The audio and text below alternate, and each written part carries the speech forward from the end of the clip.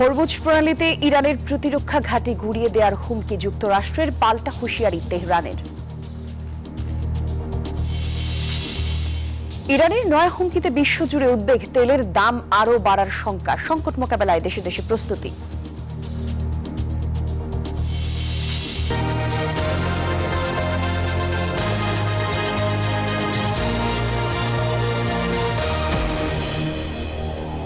দর্শক, আমন্ত্রণ আপনাদের সবাইকে গ্লোবাল টাইমে। বিশ্বের নানা প্রান্তের খবর নিয়ে আমি জান্নাতুল কুলি আছি আপনাদের সঙ্গে।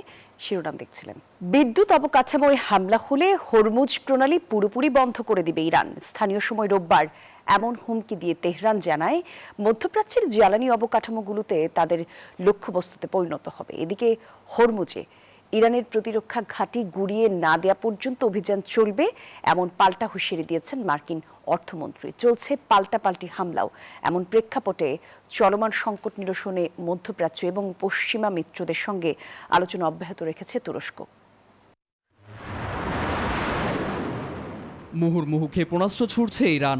স্থানীয় সময় রোববার রাতে ইসরায়েলে আঘাত হানে ইরানের ক্লাস্টার ওয়ারহেড যুক্ত এসব ক্ষেপণাস্ত্র। মধ্যাঞ্চল, দক্ষিণাঞ্চল ও অধিকৃত জেরুজালেম সহ একাধিক শহর লক্ষ্য করে হামলা চালায় আইআরজিসি। তবে ক্ষতিগ্রস্ত হয়েছে তেল আবিবের অ্যারোস্পেস স্টেশন, গোয়েন্দা সংস্থা মোসাদের কার্যালয় সহ একাধিক সামরিক স্থাপনা। ক্ষয়ক্ষতি পরিদর্শনে যান ইসরায়েলি প্রধানমন্ত্রী নেতানিয়াহু। হরমুজ প্রণালীতে ইরানের প্রতিরক্ষা সক্ষমতা দুর্বল না হওয়া পর্যন্ত অভিযান চলবে।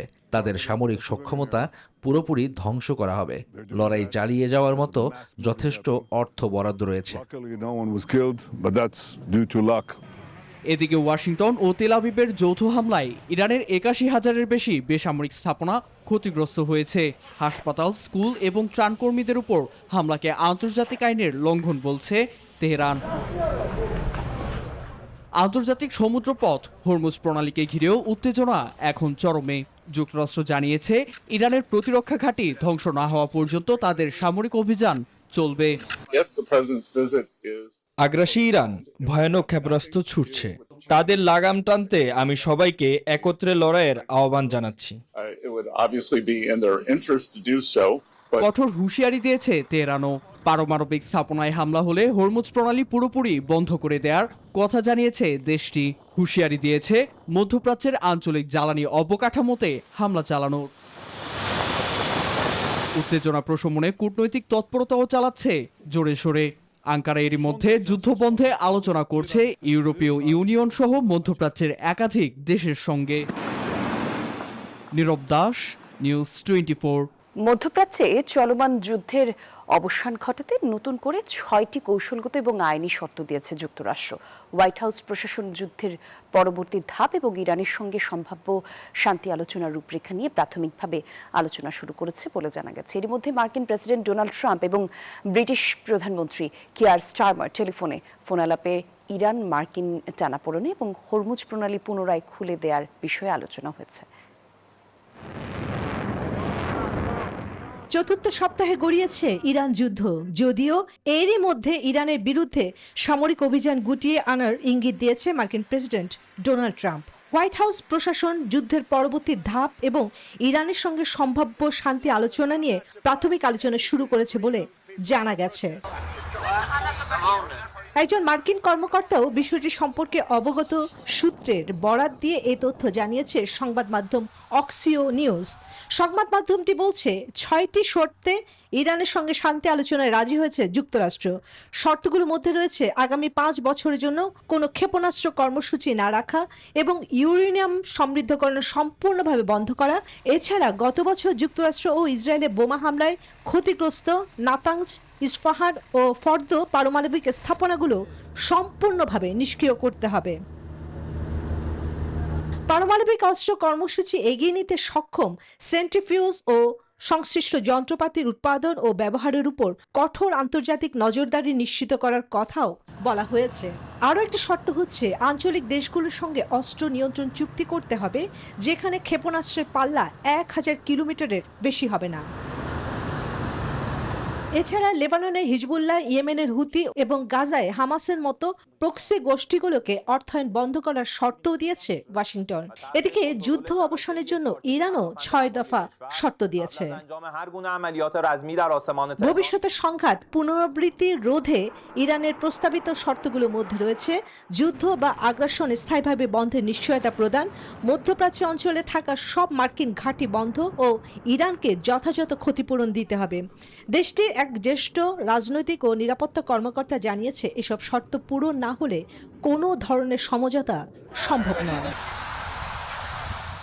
এদিকে মার্কিন প্রেসিডেন্ট ডোনাল্ড ট্রাম্প এবং ব্রিটিশ প্রধানমন্ত্রী কিয়ার স্টারমার টেলিফোনে কথা বলেছেন। এই ফোন আলাপে মূলত মধ্যপ্রাচ্যের উত্তেজনা, বিশেষ করে ইরান মার্কিন টানাপোড়েন এবং হরমুজ প্রণালী পুনরায় খুলে দেওয়ার বিষয়ে আলোচনা হয়েছে। চন্দ্রা, নিউজ 24। ইরানের হরমুজ প্রণালী সম্পূর্ণ বন্ধের হুমকিতে বিশ্বজুড়ে নতুন করে উদ্বেগ তৈরি হয়েছে। বিশ্লেষকদের শঙ্কা, এতে বৈশ্বিক জ্বালানি সরবরাহে বড় ধরনের বিঘ্ন ঘটার পাশাপাশি ব্যয় এবং আন্তর্জাতিক বাজারে তেলের দাম রেকর্ড পরিমাণ বেড়ে যাবে, যার সরাসরি প্রভাব পড়বে বিশ্ব অর্থনৈতিক প্রবৃদ্ধি এবং মুদ্রাস্ফীতির উপর।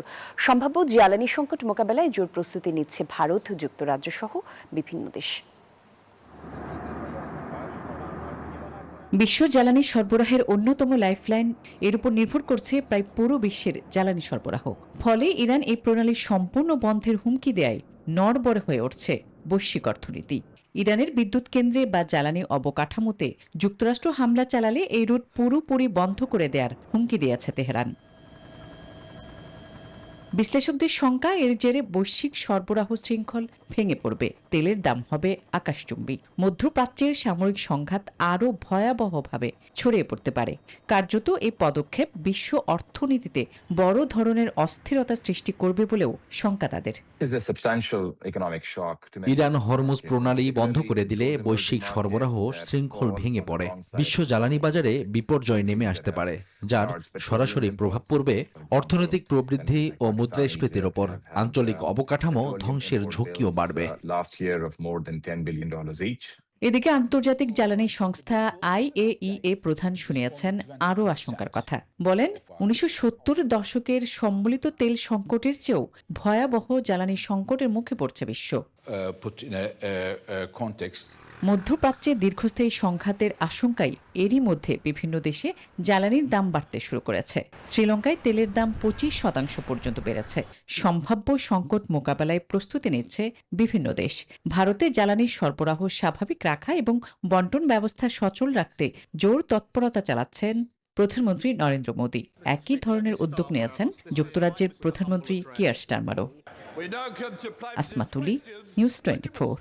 মধ্যপ্রাচ্যের চলমান উত্তেজনায় বিশ্ববাজারে তেলের দাম বাড়লেও কমেছে স্বর্ণের দাম। সোমবার একদিনেই আন্তর্জাতিক বাজারে স্বর্ণের দাম প্রায় 2.07% কমে 4 মাসের মধ্যে সর্বনিম্নে চলে এসেছে।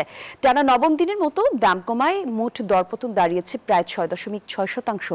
বিশ্লেষকদের মতে সংঘাতের বিস্তার, মুদ্রাস্ফীতি নিয়ে উদ্বেগ এবং সুদের হার বাড়ার সম্ভাবনাই এই পতনের মূল কারণ।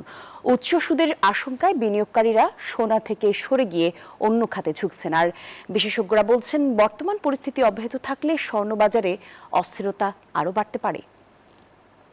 কঠিন সময়ে ইরানের পাশে থাকার বার্তা দিয়েছেন রাশিয়ার প্রেসিডেন্ট ভ্লাদিমির পুতিন। ইরানি নববর্ষ নওরোজ উপলক্ষে ইরানের সর্বোচ্চ নেতা আয়াতুল্লাহ আলী খামেনি ও প্রেসিডেন্ট মাসুদ পেজিশকিয়ানকে শুভেচ্ছা বার্তায় তিনি এসব কথা জানান। সম্প্রতি উত্তেজনাপূর্ণ পরিস্থিতিতে তেহরানের প্রতি পূর্ণ সমর্থন ব্যক্ত করে পুতিন বলেন, আন্তর্জাতিক নিষেধাজ্ঞা বা যে কোনো সংকটের মধ্যেও রাশিয়া ইরানের সঙ্গে সহযোগিতা অব্যাহত রাখবে। ইরান ইসরায়েল উত্তেজনা চরমে ওঠার মধ্যেই তেহরানের পাশে দাঁড়ানোর বার্তা দিলেন রাশিয়ার প্রেসিডেন্ট ভ্লাদিমির পুতিন। নওরোজ উপলক্ষে ইরানের সর্বোচ্চ নেতা ও প্রেসিডেন্টকে শুভেচ্ছার বার্তা দিয়ে তিনি এই কথা জানান। আন্তর্জাতিক চাপ ও সংকটের মুখেও ইরানের সঙ্গে সহযোগিতা অব্যাহত রাখার আশ্বাস দিয়েছেন পুতিন।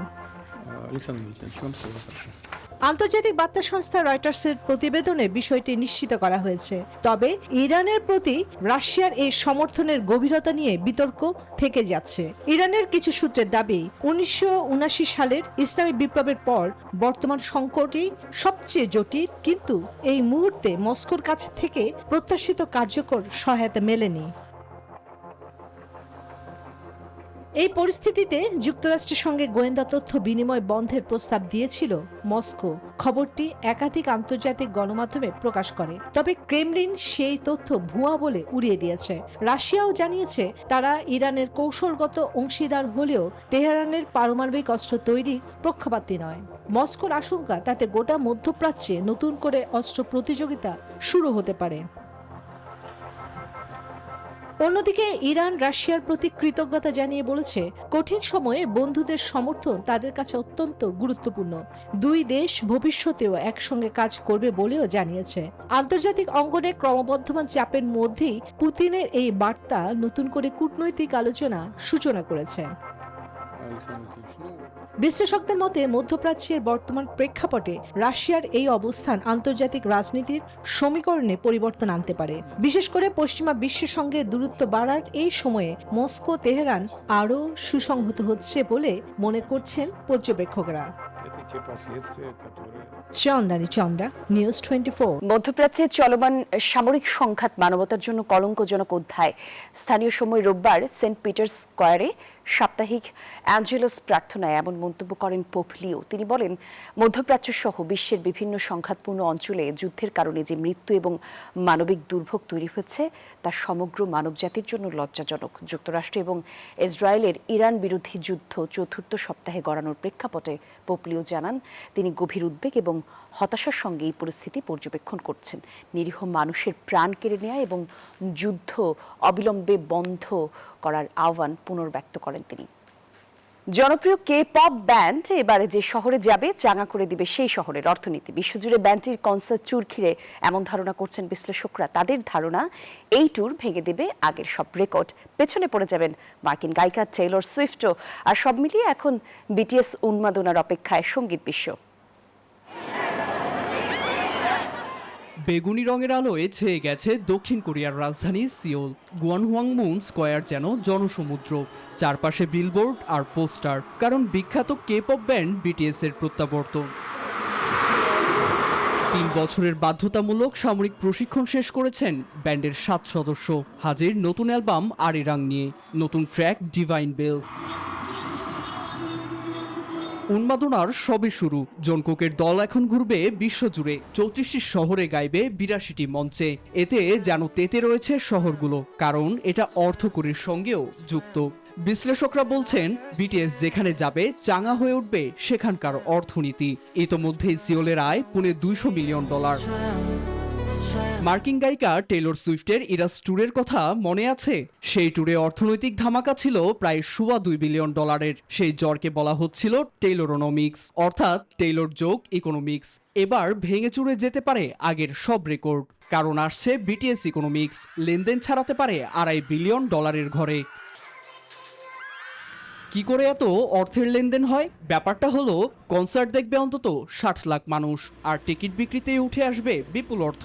এরপর রয়েছে স্মারক কেনার ধুম, অর্থাৎ বিটিএস ও এর সদস্যদের নামাঙ্কিত ছবি সম্বলিত কিংবা গানের থিমে তৈরি এক ঝাঁক পণ্য, যেমন কম্বল, পোশাক, পুতুল, toothbrush, toothpaste, disposable bandage, global stick, এমনকি টুরা মাছের ক্যান। সবচেয়ে বেশি চলছে চাবির রিং। সবই নাকি বিক্রি হচ্ছে দেদারসে, স্টকও শেষের দিকে। মেধাসত্ত্ব সম্পদের ক্ষেত্রেও বিটিএস নতুন মডেলের সৃষ্টি করেছে। মেধাসত্ত্ব, ট্রেডমার্ক ও ডিজাইনের ক্ষেত্রেও নতুন পথ দেখিয়েছে দলটি, যাদের মেধাসত্ত্ব বিস্তৃত গেমস, কমিক্স ও মিউজিক ভিডিও পর্যন্ত। মোটা আয়ের আশায় স্ট্রিমিং প্ল্যাটফর্ম নেটফ্লিক্সও, যেখানে এটাই সবচেয়ে বড় কনসার্ট। নীরব দাস, নিউজ 24। ইরানে যুক্তরাষ্ট্র ইসরায়েলের হামলার মধ্যেই লেবাননে হামলা জোরদার করেছে ইসরায়েল। ভয়াবহ হামলা চালিয়ে দক্ষিণ লেবাননের লিতানি নদীর কাসমিয়া সেতু গুড়িয়ে দিয়েছে দখলদার বাহিনী। আর সেতু ধ্বংস করাকে স্থল অভিযানের ষড়যন্ত্র বলে উল্লেখ করেছে লেবাননের প্রেসিডেন্ট জোসেফ আউন। এছাড়া স্বাস্থ্য মন্ত্রণালয়ের তথ্য বলছে, ইসরায়েলি হামলায় এখন পর্যন্ত 1000-এর বেশি মানুষ নিহত হয়েছে। আকাশে ধোঁয়ার কুণ্ডলী, চারদিকে বিস্ফোরণের শব্দ। স্থানীয় সময় রোববার এমন দৃশ্যই ছিল লেবানন ও ইসরায়েলের সীমান্তবর্তী এলাকায়। ইসরায়েলের সামরিক হুমকির তোয়াক্কা না করে এভাবেই লড়াই চালিয়ে যাচ্ছে ইরান সমর্থিত লেবাননের সশস্ত্র গোষ্ঠী হিজবুল্লাহ। নেতানিয়াহু বাহিনীর ট্যাঙ্ক ও সাজোয়াজান লক্ষ্য করে ছুটছে একের পর এক রকেট। জবাবে লেবাননের লিতানি নদীর উপর একটি বড় সেতু গুড়িয়ে দিয়েছে ইসরায়েলের সেনারা। ধ্বংসস্তূপে পরিণত হয়েছে দেশের দক্ষিণ সীমান্তের বাড়িঘর। সীমান্ত আইন লঙ্ঘন করেই এই হামলা চালাচ্ছে নেতানিয়াহু বাহিনী। এতে প্রাণ হারান নারী ও শিশুসহ বহু মানুষ। চলমান অস্থিরতাকে সমষ্টিগত শাস্তি হিসেবে আখ্যা দিয়েছেন লেবাননের প্রেসিডেন্ট জোসেফ আউন। বলেন, গুরুত্বপূর্ণ অবকাঠামোর উপর হামলা পরিস্থিতিকে জটিল করে তুলেছে, সৃষ্টি করেছে মানবিক সংকট। এরই মধ্য দিয়ে তেল আবিব স্থল অভিযান পরিচালনার পায়তারা করছে এমন শঙ্কায়ও তিনি। এছাড়া চলমান সহিংসতায় প্রায় 10 লাখ মানুষ বাস্তুচ্যুত হয়েছেন। অস্থায়ী তাঁবুতে মানবেতর জীবনযাপন করছেন অসংখ্য পরিবার। নীরব দাস, নিউজ 24। আর এই ছিল গ্লোবাল টাইমের আপডেট। সঙ্গে ছিলেন যারা এতক্ষণ। ধন্যবাদ সবাইকে।